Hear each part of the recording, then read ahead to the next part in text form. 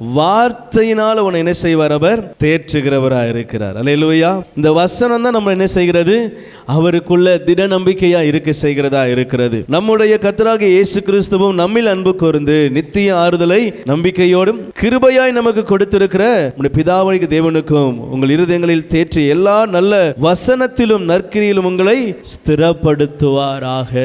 அல்லேலூயா. என் தேவன் உங்களை ஸ்திரப்படுத்துவார் அப்படின்னா அந்த ஸ்திரம் எங்க இருந்தா வரும்? இந்த வசனத்துல தான் வரும். அல்லேலூயா. இந்த வசனம் தான் உங்க வாழ்க்கையை கட்டும். இந்த வசனம் தான் உங்களை எழுப்பும். இந்த வசனம் தான் உங்களை கீழே இருந்து மேலே கொண்டு வரும். இந்த வசனம் தான் உங்களுடைய பிரச்சனைகளை மாற்றும். இந்த வார்த்தை தான் உங்களுடைய கட்டுகளை உடைக்கும். இத ஆண்டவர் சொல்றாரு, இது கலங்கமில்லாத ஞானப்பால், இது கண்ணாடி, இது சம்மட்டி, இது கூர்மையான வாள், எல்லாவற்றுக்கும் இந்த வேதம் என்ன செய்கிறது? பொருந்தும். அல்லேலூயா.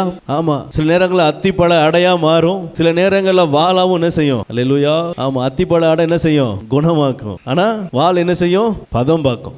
சந்து சந்தா என்ன செய்யும்? அல்லேலூயா.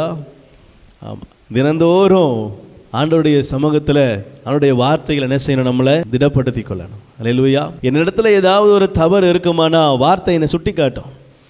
நீ இதில் ஆமாம் கொஞ்சம் தள்ளி போகிற, இல்லை நீ சரியாக கடைபிடிக்காமல் போகிற, என்ன செய்?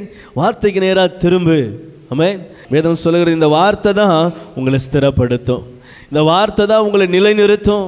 இந்த வார்த்தை தான் உங்களை எல்லா தீமைக்கும் விலக்கி என்ன செய்யும்? பாதுகாக்கும். ஆமென்.